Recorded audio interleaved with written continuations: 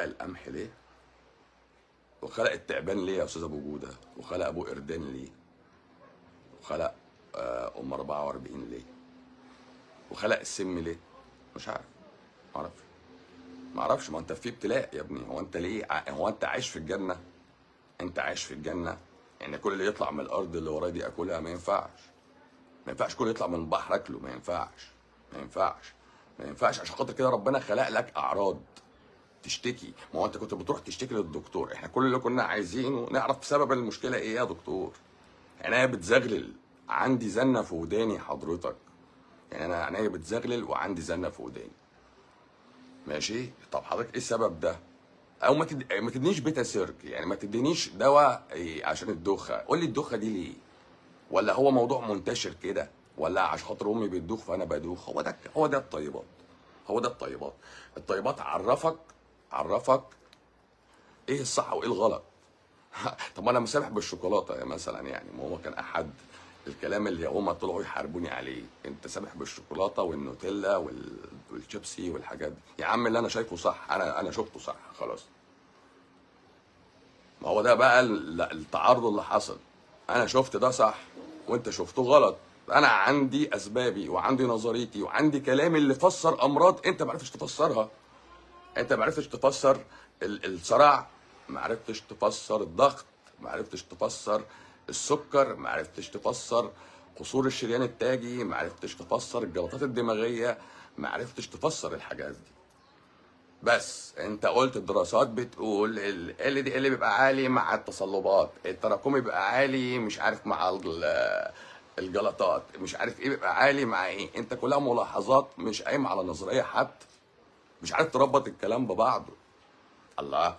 انا بعرف اقول لك ليه الترايجليسيرايد عندك بتعلى وانت صايم، هو ما عرفش يقول.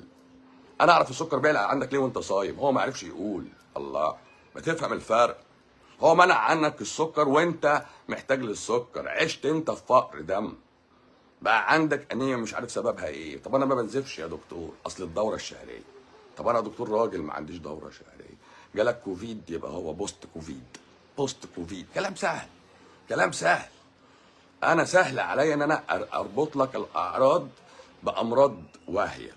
بتنام كتير غده، شعرك بيقع غده، نفسيتك واقعه غده. غده. وزنك زياده غده، تعبان غده. انت عايش في كانت في شبكه من اوهام الامراض قدام اعراض عند حضرتك. ذاتس نخاع العظام اتحسن معانا الحمد لله. اتحسن جدا طالما ماشي على النظام. خلاص. تليف نخاع العظام ده برضو من ضمن الانسجه اللي وهنت ضعفت شاخت. انا شفت من اصغر الناس اللي شفتهم عندهم تليف نخاع العظام طفله عندها 12 سنه في كندا. مش متذكر كانت في كندا ولا في امريكا. الزلال نزل في البول يبقى نسيج الكلوي اشتكى. مش معقوله بقى الشكاوى دي كلها وانت مخلوق ضعيف بقى. ده الحصان بيموت على صحته. الحصان بيموت على صحته. وانا قلت اشمعنى الحصان، ما قلتش ليه البقره بنذبحها. لكن الحصان ده بيعيش حياه طبيعيه يعني فاهم. فبيموت وهو سليم. انت بتموتش سليم. انت طول ما انت قاعد متبهدل. خلاص. يعني انت طول ما انت. احنا بقى شغلتي انا ان انا اشاور لك على ده واقول لك لا ده مش مناسب ليك. المانجا هم قسموا لك انواع والمش عارف ايه، قسموا لك انواع وقال لك في فوائد وفوائد الباباز وفوائد المانجا على الريق وفوائد اللبان الذكر والصمغ العربي. الكلام ده كله ايه؟ الكلام ده كله ايه؟ يعني الكلام ده كله اللي هم رصوه جنب بعضه ده عشان ايه؟ محدش شاور لي ليه قال لي لا ده الطبق ده ممكن يضرك. هو اللي بيضرك. ماشي. جفاف الانف. مفيش حاجه. ايه جفاف الانف؟ في حاجه اسمها جفاف الانف؟ يعني ايه جفاف الانف؟ انا انفع جفاف الفم، جفاف العين. ايه جفاف الانف؟ مفيش حاجه اسمها جفاف الانف. محدش بيحسها. يعني قصدي اقول هي المناخير اصلا ناشفه.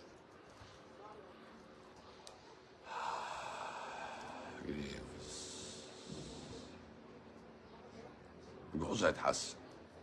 مروه الجحوظ اللي حصل من ورا جريفز هيتحسن. ايوه. يبقى احنا النهارده انا اما كنت في الاول بقول لكم الولد بتاع العلاج بتاع البطل كمال الاجسام بتاع طنطا ده اللي مات، الله يرحمه. الواد ده كان عنده قرح في المعده، قرح في زي كان بيقول لك جفاف الانف، مش عارف ايه جفاف الانف دي. يعني انت لو فكرت فيها مش راكبه الكلام، مش راكب، فاهم؟ جحود الاب. جفاف الفم والعين الالتهابات، عشان كده اللي بيجيله دور انفلونزا ريقه ينشف على طول الصبح، ريقه ينشف. وما تقوليش بقى بيتنفس من مناخيره، هو ريقه بينشف حتى لو مناخيره مش مسدوده.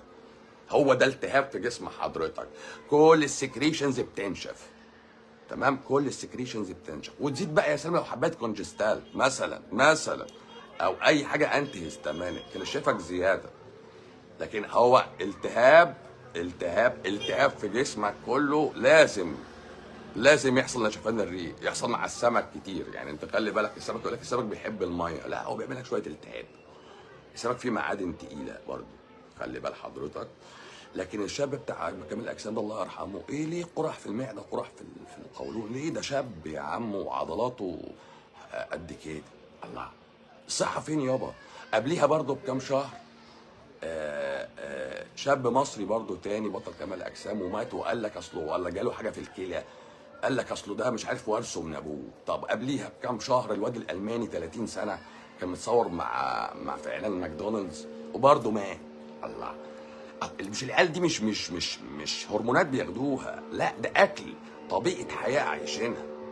واحد بيصطبح الصبح ب 30 بيضه والظهر ياكل له 4 فرخات ويطلع فرحان بنفسه، يقول لك انا مش عارف باكل ايه.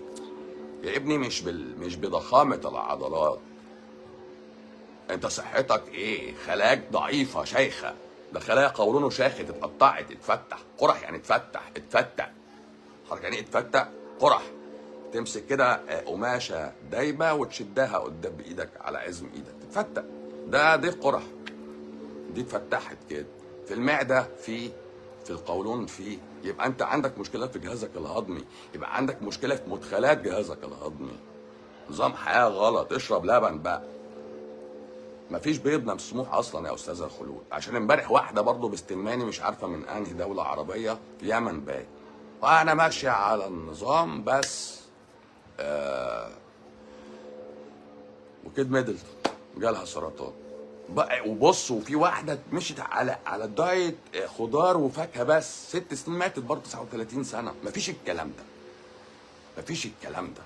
انا اللي وضحته، انت اكل حضرتك وصحه حضرتك وبروتين سعادتك وعضلات حضرتك اللي انت فالقنا بيها بعظم حضرتك بقوه حضرتك، ده كل ده موجود ورا الحبوب بس. هي نقطه ومن اول السطر. اهم حاجه ومحدش يقول لك عليها انها فيها ضرر سنتي، السكر بتاع الالتهابات ده. اللي السكر بيعمل التهاب، السكر بيعمل ايه يا مستر؟ بيعمل التهاب. السكر بيعمل ايه؟ بيعمل زي ما احنا عارفين. يعني تلاقي اي حد بيعمل شورت ريل والفيديوهات القصيره اللي العيال عامله فيها غزو. انت طبعا زي ما احنا كلنا عارفين السكر بيعمل التهاب، زي ما احنا كلنا عارفين السكر بيعمل جذور حره. لا مفيش الكلام ده، ما حصلش. السكر ما بيحصلش من وراه الكلام ده. السكر ماده خام للتصنيع، ما بيتحرقش، وفي ظروف معينه بحرقه فيها، خلايا معينه بتحرقه.